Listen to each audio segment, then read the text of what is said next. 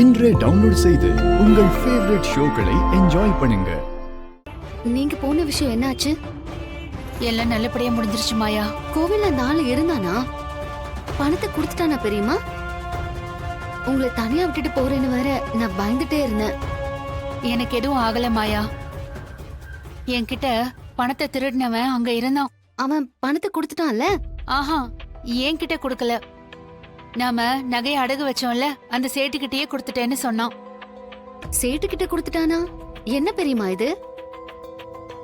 உங்ககிட்ட பணம் கொடுக்கறேன்னு வர சொல்லிட்டு அப்புறம் சேட்டு கிட்ட கொடுத்துட்டேன்னு சொல்லிருக்கான். அப்புறம் எதுக்கு உங்களை வர சொல்லணும்? தப்பு பண்ணிட்டேன்னு மன்னிப்பு கேட்டா மாயா. அந்த பணத்தை திருடின பிறகு அவன் குழந்தைக்கு ஏதோ உடம்பு சரியில்லாம போயிடுச்சான். அந்த குற்ற உணர்ச்சியில தான் பணத்தை கொண்டு போய் சேட்டுக்கிட்டே கொடுத்துட்டேன்னு சொன்னான். யாரோ ஒரு திருடனுக்கு நீங்க சேட்டு கிட்ட அடகு வச்சு பணம் வாங்கின விஷயம் எப்படி தெரியும்? எப்படியோ தெரிஞ்சுக்கிட்டானா தெரியல. நிஜமாவே அவன் சேட்டு கிட்ட பணத்தை கொடுத்துட்டானா? ஆமா மாயா. அப்பவே சேட்டுக்கு போன் பண்ணி கொடுத்தான். அவரும் பணத்தை கொடுத்துட்டாங்க. காலையில வந்து நகையை வாங்கிக்கோங்கன்னு சொன்னாரு.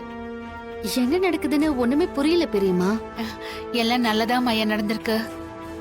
சரி, இன்னைக்கு தானே விநாயகர் சதுர்த்தி. அந்த நகையை வச்சு பிள்ளையாருக்கு அலங்காரம் பண்ணணும்ல. அப்போ நம்ம சேட்டு கடைக்கு போய் நகையை வாங்கிட்டு வந்து யாருக்கும் தெரியாம வீட்டுல வச்சிருவோம்.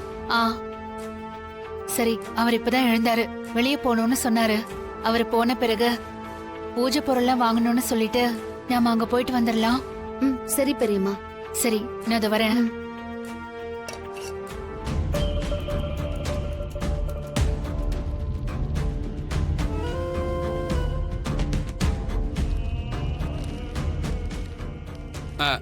இந்தாங்கம்மா பில்லு. இந்தாங்க. சரிங்க. அப்புறம் இந்த விஷயம் எதுவும் அவருக்கு ஒன்னும்? நான் எதுவும் சொல்ல மாட்டேம்மா. நீங்க தைரியமா வீட்டுக்கு போங்க. ரொம்ப நன்றி. வாமா. வாங்க. நல்லது.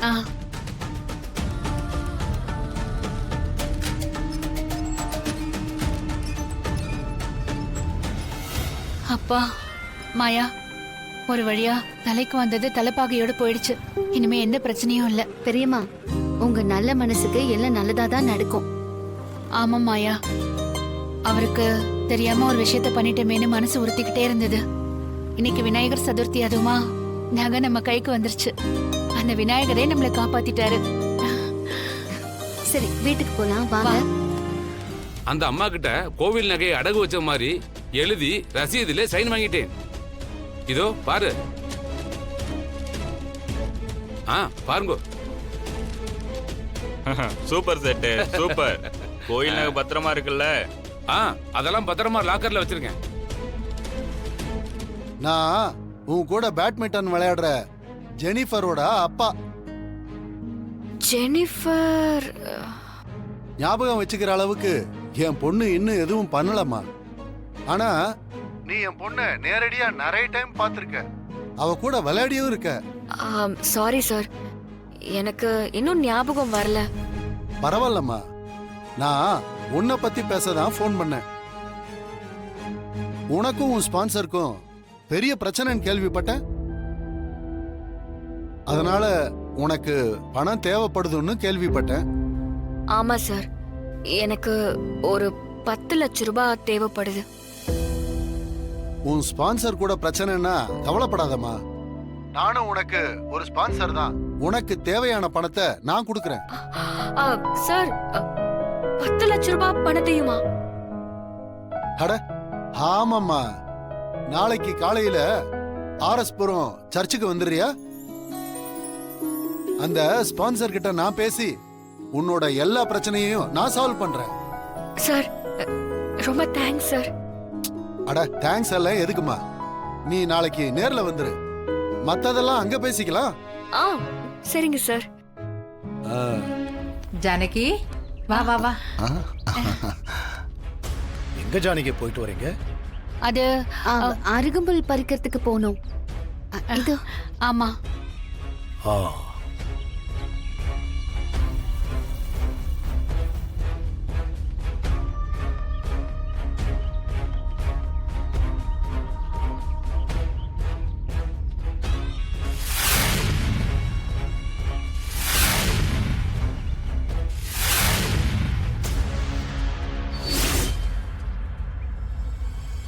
ஏய் பத்மா, என்ன பாத்துட்டு நிக்கிற? ஆரத்தி எடு. ஆ ம்.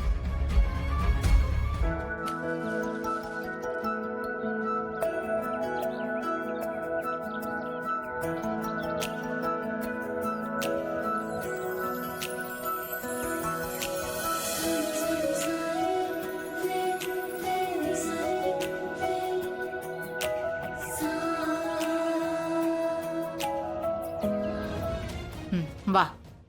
நகையெல்லாம் எடுத்துட்டு வந்துட்டல்ல? ஆ ஆ இதோ இருக்கத்த. ஆ, வா. வந்து அலங்காரம் பண்ணு. ம்.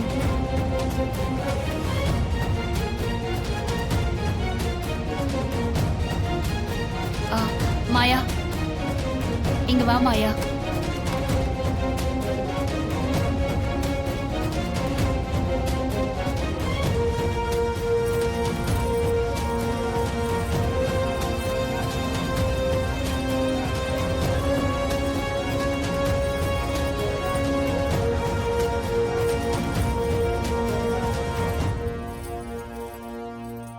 அண்ணி ஒரு நிமிஷம்.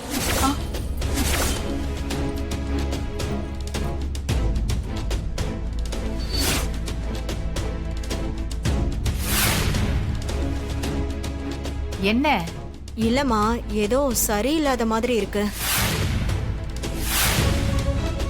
ம், என்ன சரியில்லை? இல்லைங்க, அது நம்ம வீட்டு நகை தானா? ஏண்டி, நம்ம வீட்டு நகை இல்லாம பின்ன பக்கத்து வீட்டு நகைவா எடுத்து போடுவாங்க? ஷோ, அது இல்லைங்க. இந்த நகையை பார்க்கிறதுக்கே ஒரு மாதிரி இருக்கே. இது தங்க நகை மாதிரியே இல்லையே. ஆமா அண்ணி, கவரிங் மாதிரியே இருக்கு. ம்.